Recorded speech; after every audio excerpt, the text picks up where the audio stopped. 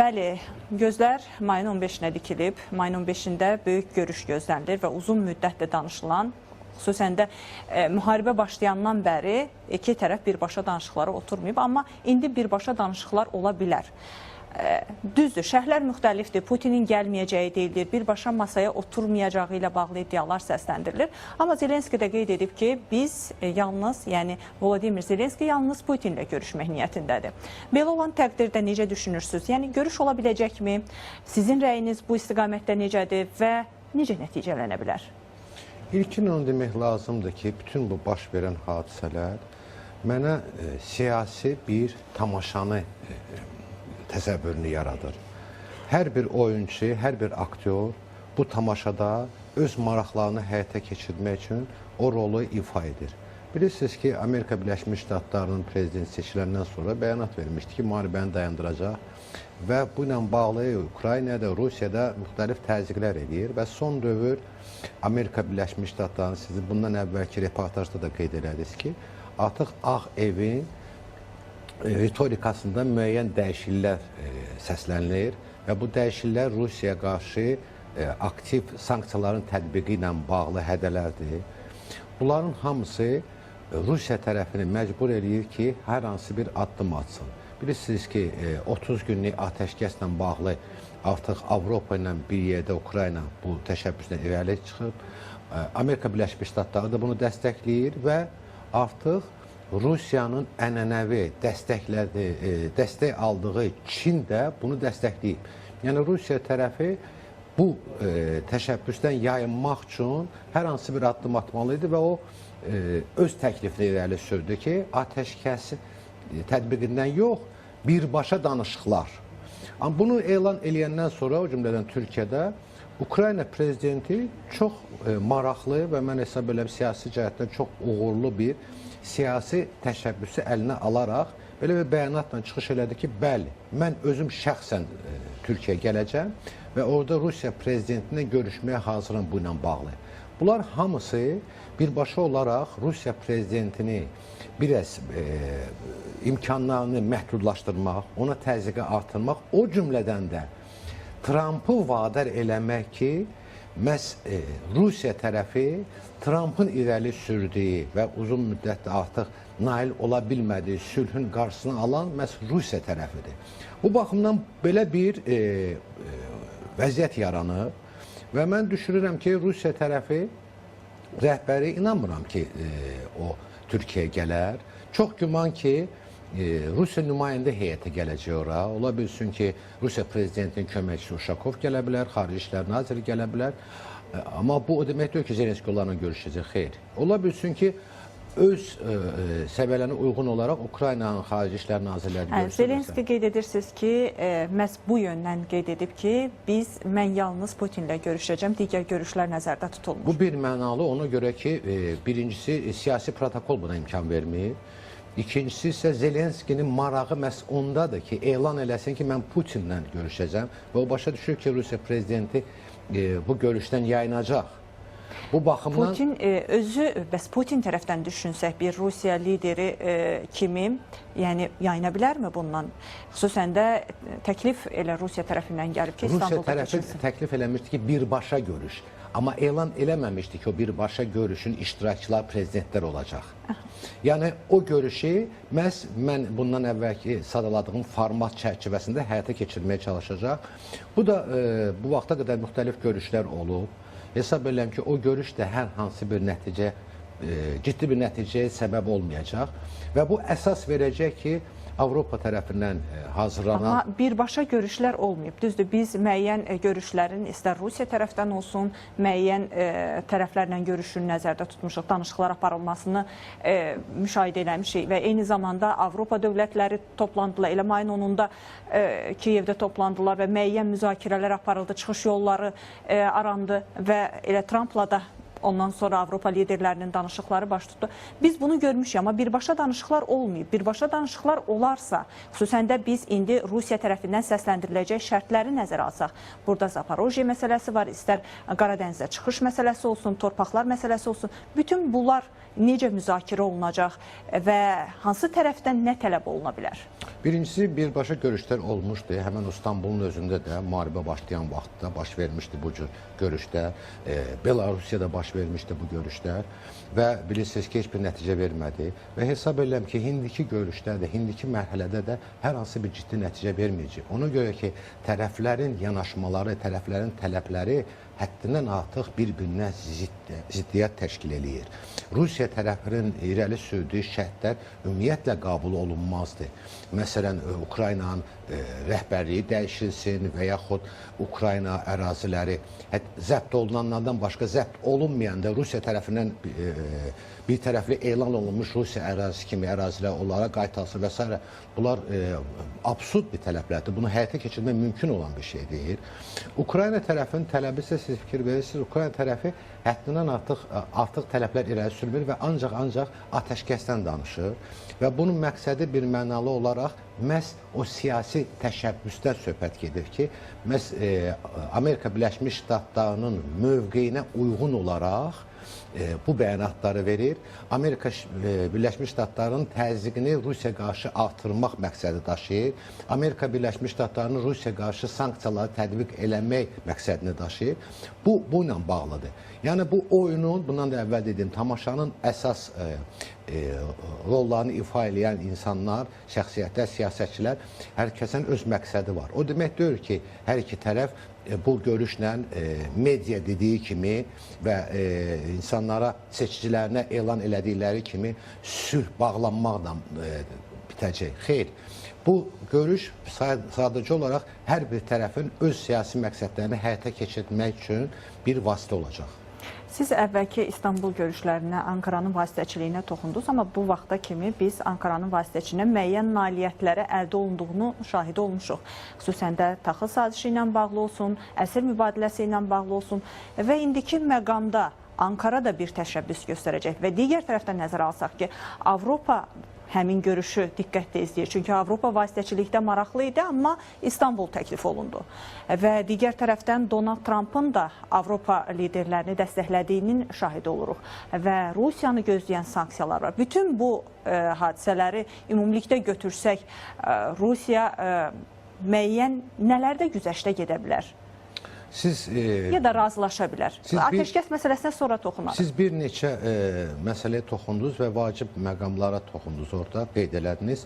Yəni, Türkiyə, Avropa Birliyi, ABŞ, Çin, götürək regionda olan, o cümlədən Ukraynanın da səsləndiyi fikirləri, hamısını demək olar ki, mövqeyi bir məsələdə düşür ki, 30 günlük ateşkəs tətbiq olunsun.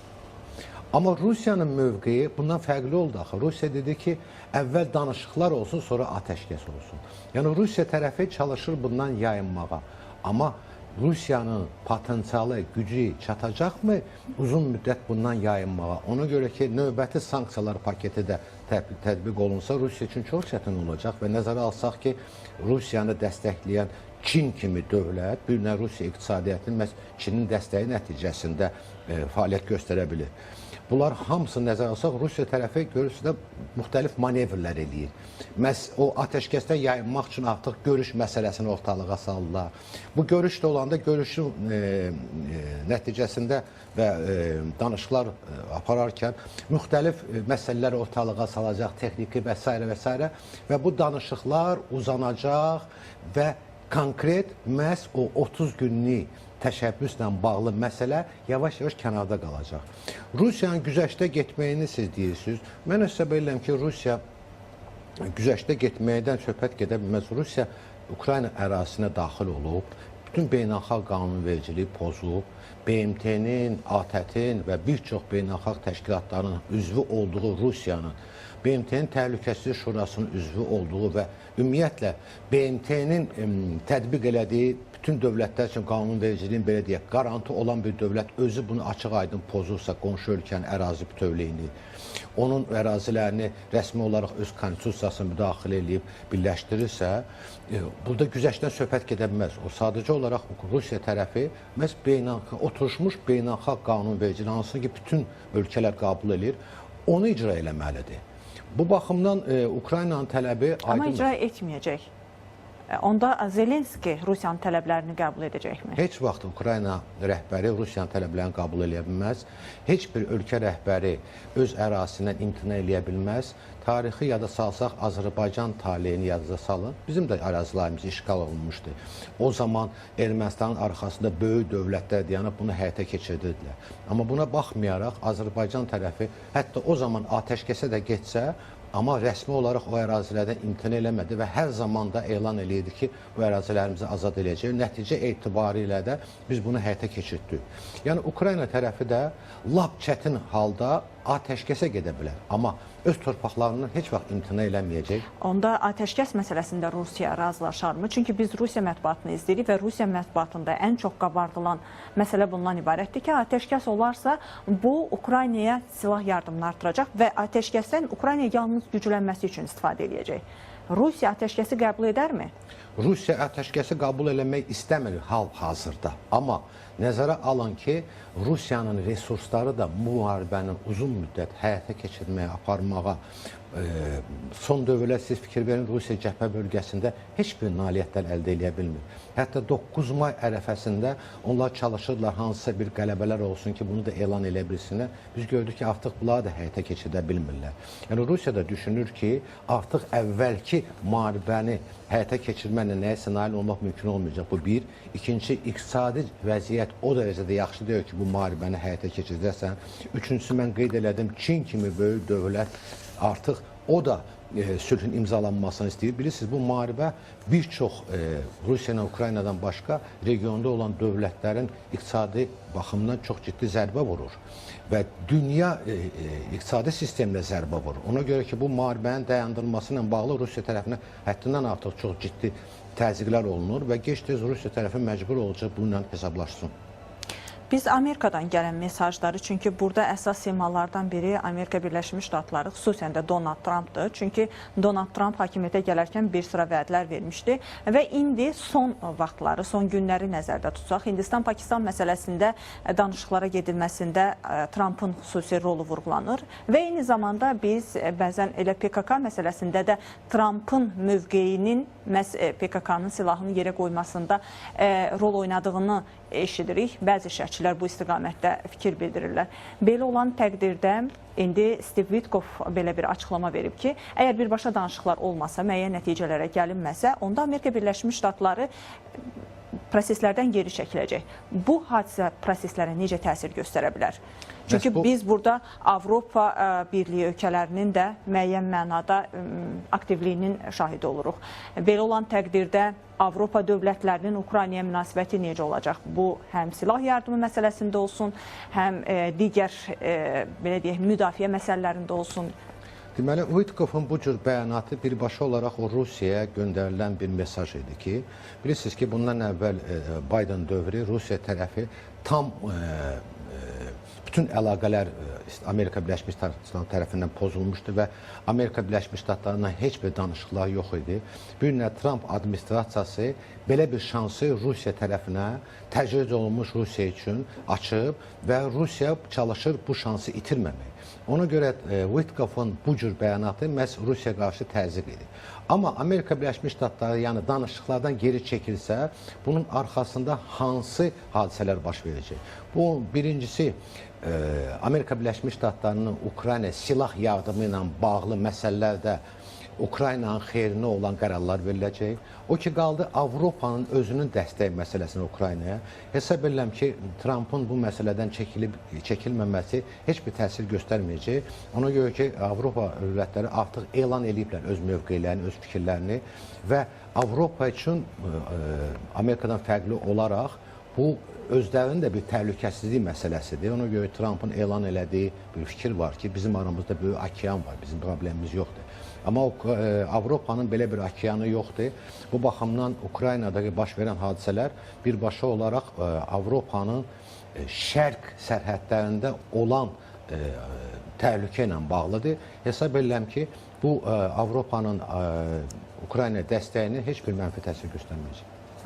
Bəs Türkiyənin mövqeyini götürsək, çünki Ərdoğanın açıqlamaları oldu, bu dəstəklədiyini bildirdi və xüsusilə müsbət yanaşdı proseslərə. Amma bununla belə qeyd etdi ki, 2022-ci ilin mayında proseslər sülhə daha yaxın idi tərəflər, lakin bəzi güclər buna imkan vermədilər. Sanki həm də həmin güclərə mesaj verdi. Həmin güclər hansı güclərdir və indiki İstanbul görüşündəki məsələlərə hansı tərəflər məhz pozuculuq mövqeyindən yanaşa bilərlər? Siz xatırladığınız İstanbul görüşlərlə bağlı danışıqlar, bunlar çox vaxt səslənilir. Amma biz o danışıqların nəticələrinə baxsaq, görərik ki, o nəticələr Ukraynanın suverenliyinə həddindən artıq ciddi təsir göstərən bir saziş idi və nəzərə almaq lazım idi ki, o sənədlər hazırlanan dövrü və Ukrayna-Rusiya cəbhəsində həddindən artıq ciddi radikal dəyişikliklər baş verdi. Əgər Rusiya silahlı qüvvələri məsəl üçün Kiyevə çatsaydılar, Kiyevi alsaydılar, bəlkə də o saziş imzalanardı. Ona görə Ukrayna dövlətini heç olmasa saxlamaq, bir hissəsini saxlamaq şərti ilə Ukrayna tərəfi buna gedə bilərdi. Amma Ukrayna tərəfi artıq Kiyevi müdafiə edə bildi, əks hücuma keçdi və müəyyən nəticələr əldə elədi. Hesab edirəm ki, bu ən vacib faktor idi, bu sazişin imzalanması.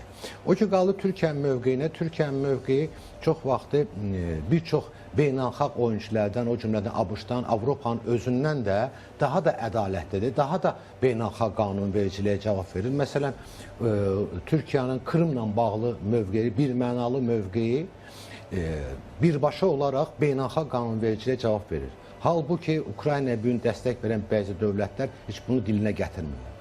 O ki, qaldı Türkiyənin ümumiyyətlə roluna. Bəli, Türkiyə çox siyasət baxımından regionda ciddi nəticələr əldə elədi ki, həm Rusiya ilə, həm Ukrayna ilə belə bir ağır vəziyyətdə münasibətləri qura bildi və bu günləri də məhz bir çox dövlətlər, o cümlədən də Amerika Birləşmiş Ştatlarının prezidenti məhz cənab Ərdoğana zəng elədi ki, biz istəyirik ki, siz vasitəçi olasınız. Yəni, artıq Türkiyəni bir güc kimi də tanıyır. Bundan əvvəl siz xatırladığınız PKK məsələsi, bu da ciddi nailiyyətdir Türkiyənin. Ola bilsin ki, Amerika Birləşmiş Ştatlarının buna dəstəyi olub hansısa formada. Amma əsas məsələ məhz Türkiyənin özünün...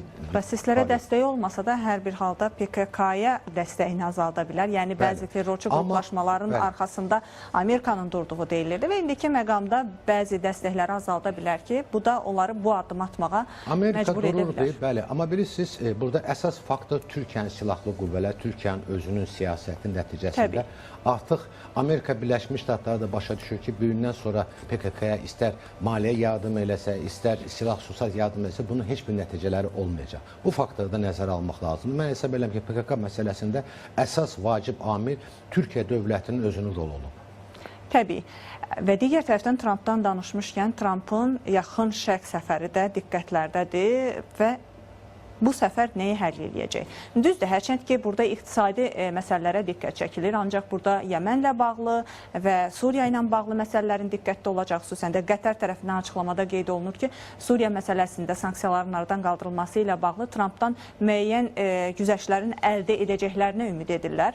Belə olan təqdirdə hansı məsələlərdə, hansı istiqamətlərdə yaxın şərq səfərindən gözləntilər var? Maraqlı bir məqamı da toxunun tamaşaçılar üçün bu maraqlı olar. Katarın siz mövqeyini Suriya ilə bağlı səsləndirdiniz. Nəzərə alınmaq lazımdır ki, bir qədər bundan əvvəl məhz Katar kral ailəsi Amerika Birləşmiş Ştatları prezidentinə çox gözəl təmir olunmuş Boeing 747-400 milyon qiyməti olan təyyarəni hədiyyə eləyiblər ki, Amerika prezidenti bundan istifadə edə bilsin. Amma Amerika qanunvericiliyi buna imkan vermədiyinə görə bu hədiyyəni Pentagona eləyiblər. Bilirsiniz, elə belə hədiyyələr eləmirlər bu dərəcəli. Trump da qeyd edib ki, biz həmin hədiyyəni qəbul eləyəcəyik? Yəni belə hədiyyədən kim imtina edər ki? O göstəricisidir ki, yəni Suriya məsələsində Trumpın mövqeyi yumşaq olacaq. Katara bilirsiniz ki, Katarla Türkiyənin müttəfiq ölkələrdir, maraqlar eynidir. Saudi Ərəbistanla bağlı düz qeyd elədiniz ki, iqtisadi maraqlar burada əsas faktordur. Ona görə ki, Trump və Trumpın ətrafında olan qüvvələr bir çoxları böyük bizneslər Saudi Ərəbistanında həyata keçirirlər.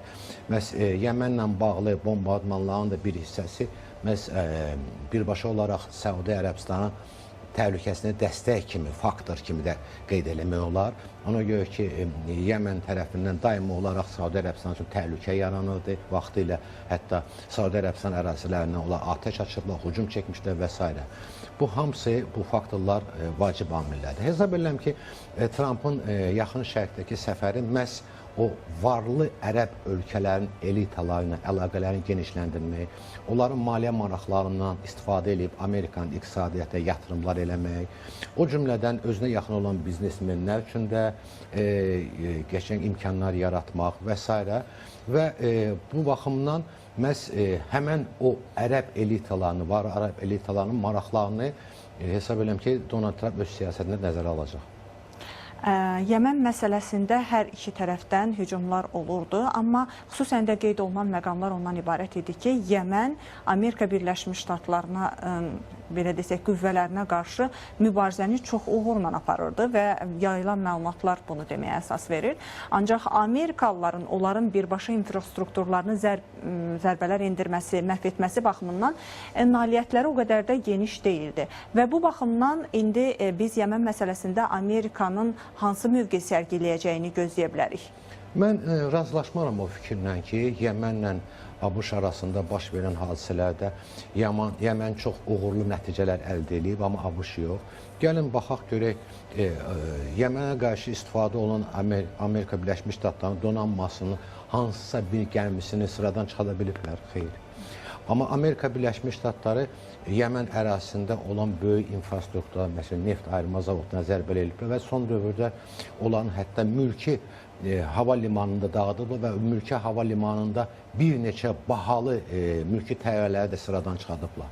Amma o demək deyil ki, Amerika Birləşmiş Ştatları bu günlərin müharibəni dayandırırsa, onun gücü çatmır və s. ABŞ-ın hərbi potensialı həddindən artıq çox böyükdür.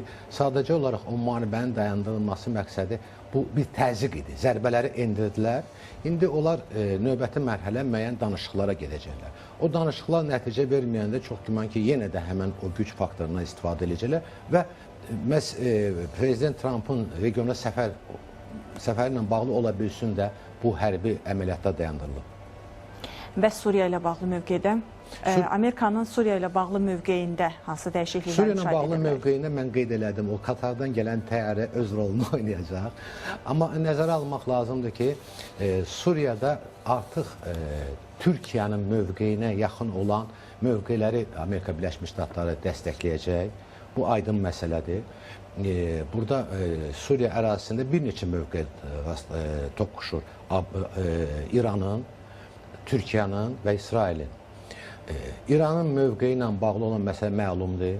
Türkiyə dəstəklənəcək. İsrail ilə bağlı orada artıq son dövrlər biz görürük ki, müxtəlif fikirlər var. Xüsusən də Netanyahu ilə münasibətlərin bəzi məqamlarda Amerika Birləşmiş Ştatları prezidenti ilə üst-üstə düşmədiyi deyilir. Bəli. Amma biz İdan Aleksandrın belə desək, azadlığa buraxılmasından sonra tərəflərin danışdığını şahid oluruq. Amma eyni zamanda səfər ərəfəsində nədənsə Netanyahu ilə Trump arasındakı münasibətlərin o qədər də hal-hazırki dönəmdə yaxşı olmadığı deyilir. Bu münasibətə də bir qısa cavabınızı eşitdik. Bəli, orada ciddi məsələlər var. Birinci məsələ İranla bağlı ABŞ-ın mövqeyidir. İsrail tərəfi nəyin bahasına olsun İranın nüvə infrastrukturunu məhv olunmasına çalışır. Amma son dövrlər biz gördük ki, Trumpın mövqeyində müəyyən dəyişikliklər var. Yəni danışıqlarla bağlı yumşaqlama var. Bu məsələ. İkinci məsələ, çox güman ki, qeyd elədim bundan əvvəl, ərəb ölkələrinin təsiri nəticəsində İsrailin həm Suriyada əməliyyatları, həm Qazadakı əməliyyatlarla bağlı mövqeyi də, yəni ABŞ tərəfindən artıq əvvəlki kimi dəstəklənmir. Təşəkkürlər Murad bəy. Xatırladım ki, studiyamızın qonağı Murad Sadəddinov idi.